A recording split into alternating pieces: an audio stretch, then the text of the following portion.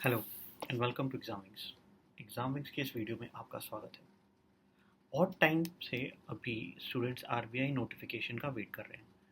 RBI ने अभी recently अपना जो सैलरी का स्ट्रक्चर के बारे में बात करनी थी वो अपडेट कर दिया है, और जो भी नेगोशिएशन थी रिगार्डिंग सैलरी वो फाइनली कंप्लीट हो चुकी है।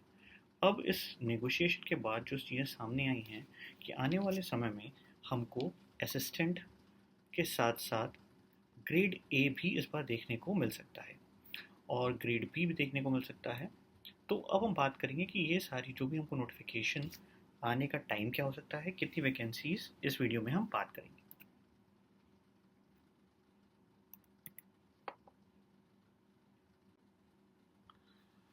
पहला क्वेश्चन तो सबके मन में भी आ रहा है कि will there be RBI notification in 2025। Answer आप सबको पता है, यस, नोटिफिकेशन आएगी। अब क्वेश्चन आता है नोटिफिकेशन कब आएगी। तो उस चीज़ को समझने से पहले दो तीन चीज़ें समझते हैं। सबसे इम्पोर्टेंट बात यह है कि आरबीआई का जो अभी सैलरी निगोशिएशन हुआ है, ठीक है, उसमें ये कहा गया, जो सबसे इम्पोर्टेंट बात थी वो थी कि असिस्टेंट कैडर पे जो निगोशिएशन होना था कि असिस्टेंट टू ग्रेड ए कैसे बनेंगे। क्योंकि अभी तक क्या होता था, अभी तक आपके साथ ये जो ऑप्शन होता था ग्रेड ए बनने का, वो ये होता था कि आप असिस्टेंट के बाद एग्जामिनेशन दे के सीनियर असिस्टेंट बनते थे, ठीक है, और उसके बाद फिर एग्जामिनेशन दे के आप ग्रेड ए बनते थे। बट आरबीआई ने एक मिडिल ग्राउंड निकाला है जहाँ पे आपको ग्रेड ए असिस्टेंट के बाद डायरेक्ट 5 ईयर्स के बाद एक एग्ज़ाम देना होगा, ठीक है। इस एग्ज़ाम को दे के आप सीधे ग्रेड ए बन सकते हैं। ऐसा नहीं है कि आप ऑटोमेटिकली बन जाओगे, आपको एक एग्जामिनेशन, इंटरनल एग्जामिनेशन देना होगा। अगर आप इंटरनल एग्जामिनेशन क्लियर कर लेते हो तो आप ग्रेड ए पे डायरेक्ट हो जाओगे। तो इससे क्या हुआ कि असिस्टेंट का जो प्रमोशन था वो फास्ट ट्रैक हो गया, ठीक है, फास्ट हो गया टू ग्रेड ए। इसी के साथ आरबीआई ने कंडीशन रखी कि हम आपको ये फैसिलिटी तो देंगे, बट इसके साथ साथ आपका एक कंडीशन हम ऐड कर रहे हैं। दैट इज, कंडीशन ये है, सीधी सी कंडीशन है कि हमको ग्रेड ए का डायरेक्ट रिक्रूटमेंट करना अलाउ किया जाए। अभी जो आरबीआई का करंट स्टेटस है, एज पर 2025, ग्रेड बी का उनका जो वैकेंसी है ऑलमोस्ट फुल है, ठीक है। तो हमको जो नोटिफिकेशन देखने को मिल सकती है वो हम उम्मीद कर रहे हैं कि मई एंड जून में देखने को मिल सकती है। वैसे तो मई एंड का चांस बहुत रेयर है, क्योंकि अभी अभी सारे निगोशिएशंस कंप्लीट हुए हैं।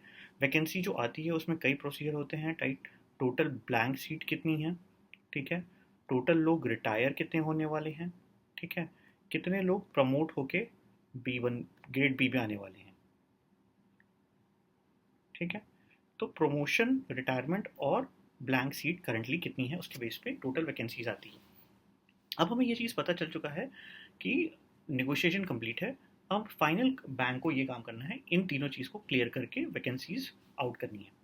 नाउ इससे पहले कि वो वैकेंसी आउट करें, सबसे पहले वो ये देखेंगे कि हमारे रिटायरमेंट्स कितने आ रहे हैं, ठीक है।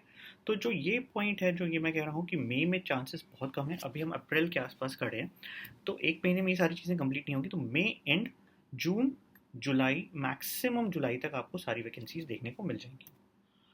अब क्वेश्चन आता है कितनी वैकेंसी हमको देखने को मिलेगी। तो ये चीज़ क्लियर है कि इस साल वैकेंसीज कम होंगी। 50 to 60 वैकेंसी आप उम्मीद कर सकते हो इस साल आपको देखने को मिलेगी। 50 to 60 वैकेंसी अगर मैं लास्ट ईयर से कंपेयर करूं तो it is not very good, ये बहुत अच्छी वैकेंसीज नहीं है, but this is right now यहाँ पे यही देखने को मिलेगी। बट एक जो बेस्ट पार्ट होगा कि वो ग्रेड ए की हमको नोटिफिकेशन एंड वैकेंसी साथ में देखने को मिलेगी। ग्रेड ए में अभी एटलीस्ट 1100 वैकेंसीज हैं, जिसमें से more than half over the period of time promotion के थ्रू भरी जाएगी। तो भी अगर हम ये माने तो इस साल हमको 300, 250 या 300 के आसपास या इससे थोड़ा सा ऊपर वैकेंसी आ सकती है, ठीक है। तो this is a very high possibility for it कि हमको कितनी वैकेंसीज ग्रेड ए में देखने को मिलेगी। अब ग्रेड ए में सिलेबस क्या होगा, ठीक है, ये अभी देखने वाली बात है। क्यों? क्योंकि अभी तक ग्रेड ए का एक भी एग्ज़ाम नहीं देखने को मिला है।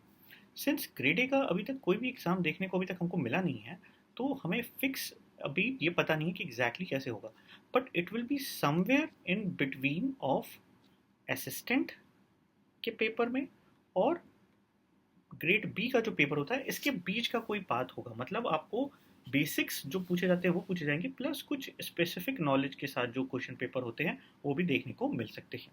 तो सिलेबस के बारे में ग्रेड ए में हम आने वाली वीडियोस में बात करेंगे। अब बात करते हैं कि असिस्टेंट की नोटिफिकेशंस हमको कब देखने को मिल सकती है। असिस्टेंट की अगर हम थोड़ी सी प्रीवियस नोटिफिकेशंस देखें तो लास्ट 2022 में हमको फेब्रवरी 22 में नोटिफिकेशंस आई थी और उस समय 950 वैकेंसीज आई थी। ठीक है, 950 डिसेंट वैकेंसीज थी। उसके बाद हमने सितंबर 23 में देखा आरबीआई असिस्टेंट 23 का नोटिफिकेशन, जो कि इस करीब 450 वैकेंसी आई थी ना। कई कारण से ये जो वैकेंसी का फाइनल रिजल्ट था, ठीक है, वो डिले हुआ।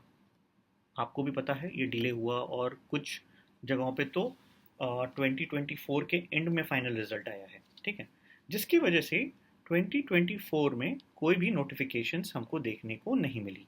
ठीक है, अब अगर हम इस ट्रेंड को फॉलो करें, अगर हम ट्रेंड को समझें कि किस तरफ से नोटिफिकेशन आती हैं, तो आरबीआई असिस्टेंट 24-25 मतलब इस साल की जो 25-26 की नोटिफिकेशन होगी, 25-26 को ही आप कहो, उसको 24-25 मत कहो, वो नोटिफिकेशंस आपको approximately in the month of सितंबर देखने को मिल सकती है।